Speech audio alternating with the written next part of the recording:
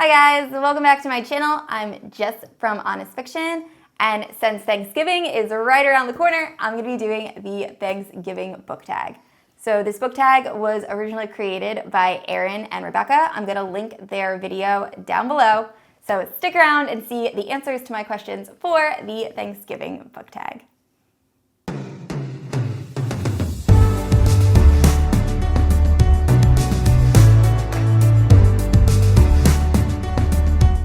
Alright guys, so let me start by saying the book tag is broken down into different Thanksgiving foods and questions that go with them. So bread, turkey, corn, all the things you would typically eat in Thanksgiving.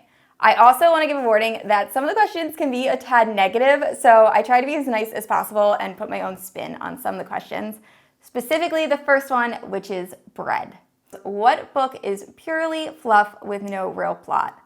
Now, I don't really have any books that fit this perfectly. I will say The Night Circus by Erin Morgenstern, but not in a bad way. I just feel like this book is magical because of its writing, because of its ambiance, the way Morgenstern writes. The plot actually feels a little bit more secondary. So for those of you who haven't read this book, it's about a night circus. It's a circus, and there are these two magicians that are in this game.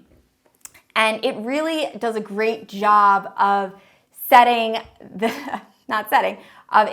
the setting and showing all the different circus elements, the food. You just feel like you're really there. And I think Morgenstern just does such a good job of that. So I absolutely love The Night Circus. It's one of the books I reread probably every other year. So definitely check it out if you get a chance. The second question is turkey, and it's what book made you want to fall asleep? And I feel bad answering this one.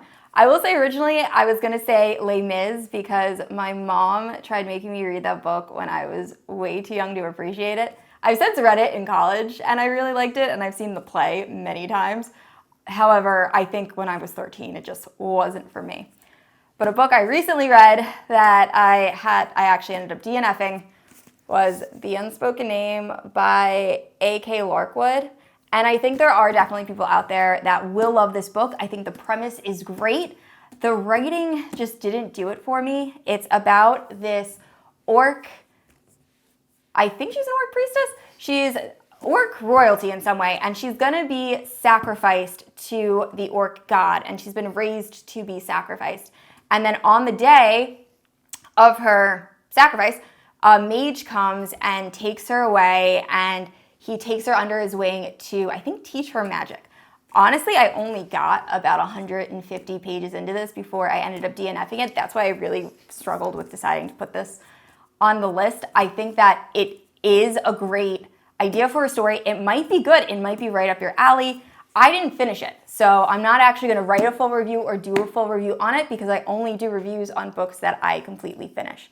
But I did try to read this and couldn't get into it, and I tried listening to it on Audible and fell asleep twice, and that's why I ended up DNFing it. So give it a shot. Story sounds good, just wasn't my thing.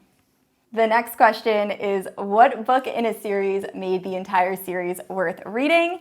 And I'm gonna do two books by the same author, and that is Sarah J. Maas. So the first one is A Court of Mist and Fury by Sarah J. Maas. I love this book so much. I'm sure all of you probably know what it's about by now, but I didn't love A Court of Thorns and Roses. I really enjoyed it, I just didn't love it.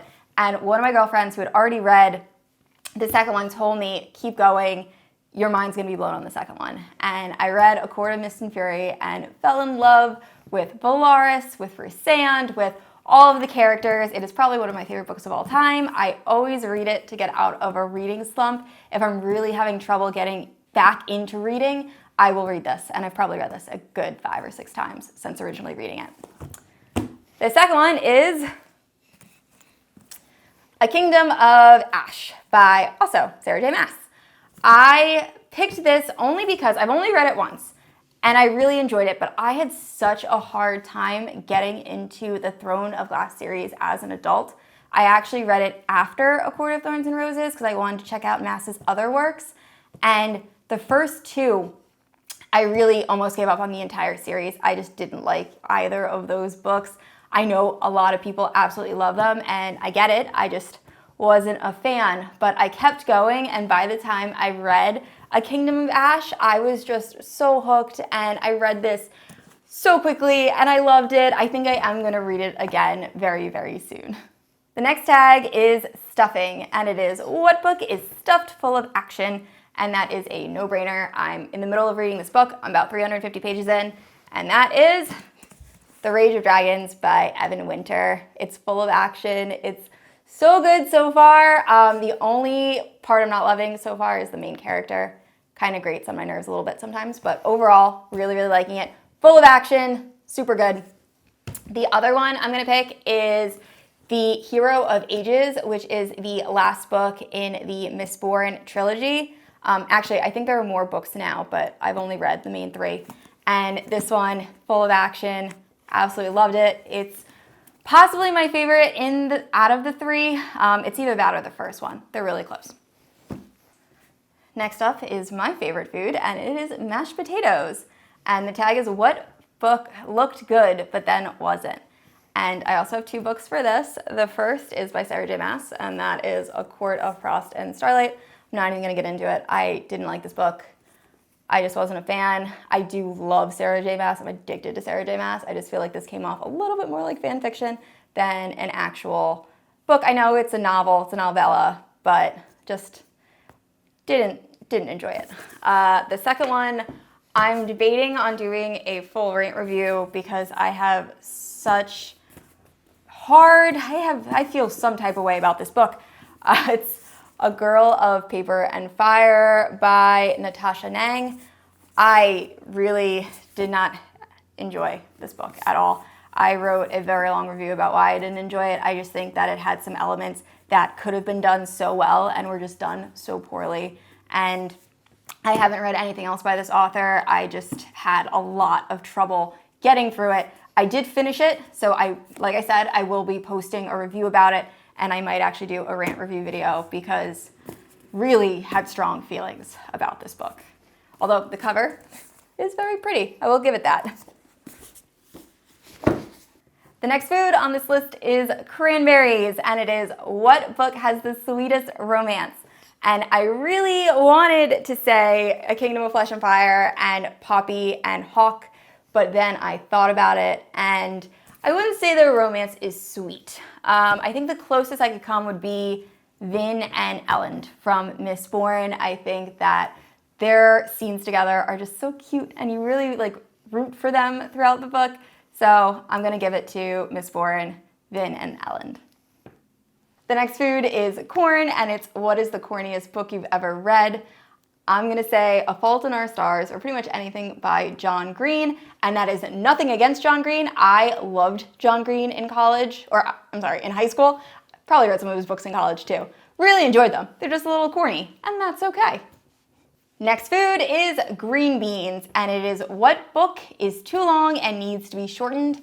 I'm going to say all of the Game of Thrones books. I read those in college, and some of those were a chore to get through. George R. R. Martin just has a very certain type of writing, and he loves a lot of detail. So I feel like those could have been shortened down a bit. Still, some of my favorite books ever written, so I have no hate in any way on those. The other book is actually a recent one I just read, which is Ninth House by Leigh Bardugo. I feel like there were some parts of this book that were really just slow down the pacing that could have been cut and still maintained the story. So those are the two. The next food is pumpkin pie, and it is what book gets you out of a reading slump? I already mentioned A Court of Mist and Fury by Sarah J. Maas. There's also A Tree Grows in Brooklyn by Betty Smith, my all-time favorite book. I read that book every Christmas, absolutely love it. Also, all of the Harry Potter books, if I'm really feeling down and in a reading slump, I'll start to reread those, or I'll listen to them on Audible. The narrator for those is absolutely amazing. He does all the voices. He's great. All right, guys, that's it for my Thanksgiving book tag. I hope you enjoyed it. Those are all the foods I eat during Thanksgiving. However, I know there are some of you out there that eat different foods for Thanksgiving. So let me know in the comments a unique food you eat during Thanksgiving and a book that matches it. As always, I post new videos every Tuesday, and if you haven't yet, please subscribe to my channel. All right, I'll see you guys next week. Bye.